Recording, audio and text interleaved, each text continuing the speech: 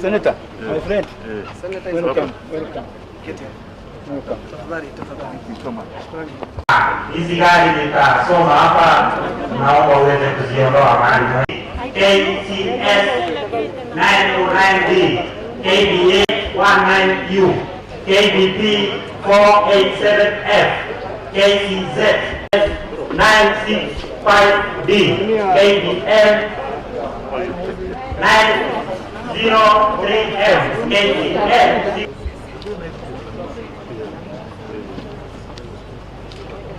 A small tribe of Bere, which comes across from Nyagah'S.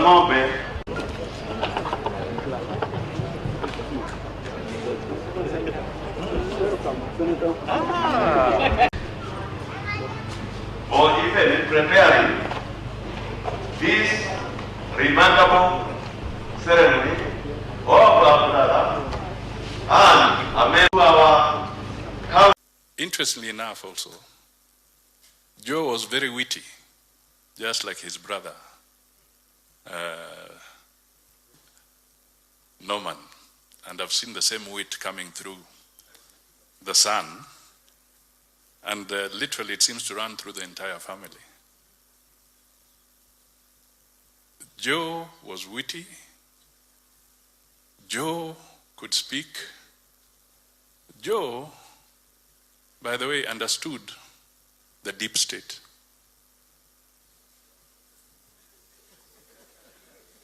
Mark my word. Joe understood the deep state.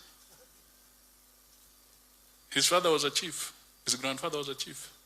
His father became a minister. Joe himself became a minister. He became an ambassador. He became all those things. I can tell you, Joe would tell you things about state operations until you learn that what you see is not necessarily what you get. That was Joe, extremely witty. Here we are today, bidding farewell to the brother, and we say, this is Kenya. Let us make ourselves truly Kenya. Let us unite, let us not be divisive.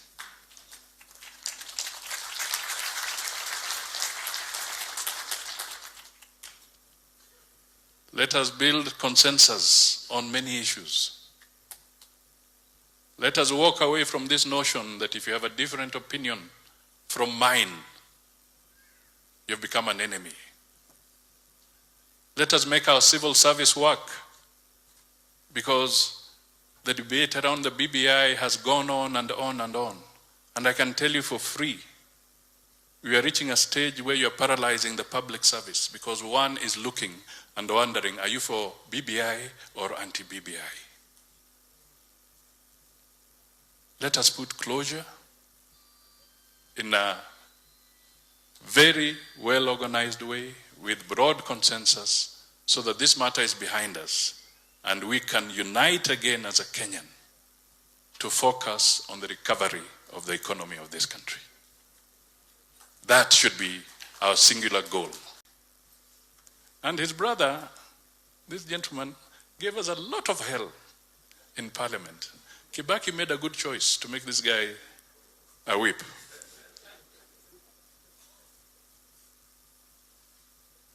Norman was perhaps one of the best parliamentary whips that we have seen in recent times.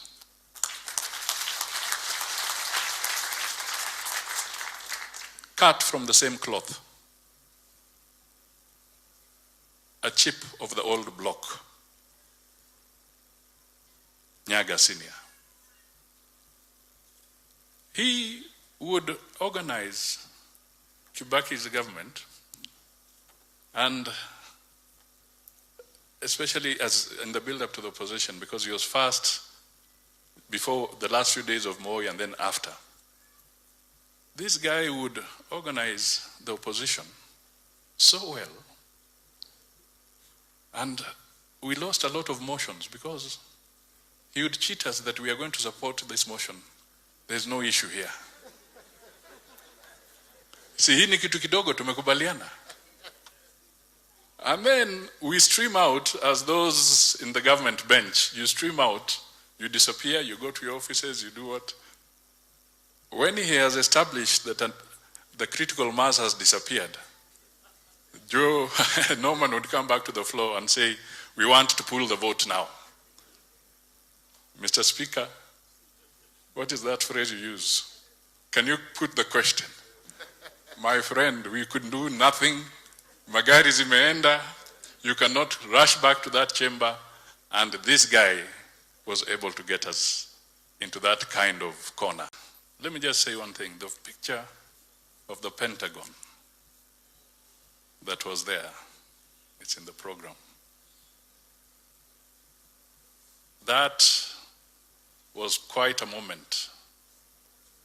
We were at the Fare Park Hotel and we were preparing to go for the ODM party nominations. Tense moment, but there we were. Now, I want to talk about this because it was a humorous moment as well. And Anyang' Nyong'o is here. You know, Anyang' Nyong'o was also the IBC at that time. I can tell you those nominations were tense, exciting, but at the end of the day, after that nomination exercise, we stood together at that time and said, once you've gone through the process, and there's now an outcome, and at that time the outcome was that Raila had been nominated as the presidential candidate. We were left with two options, either to walk out and quit, or to unite and coalesce so that we can proceed to the next level.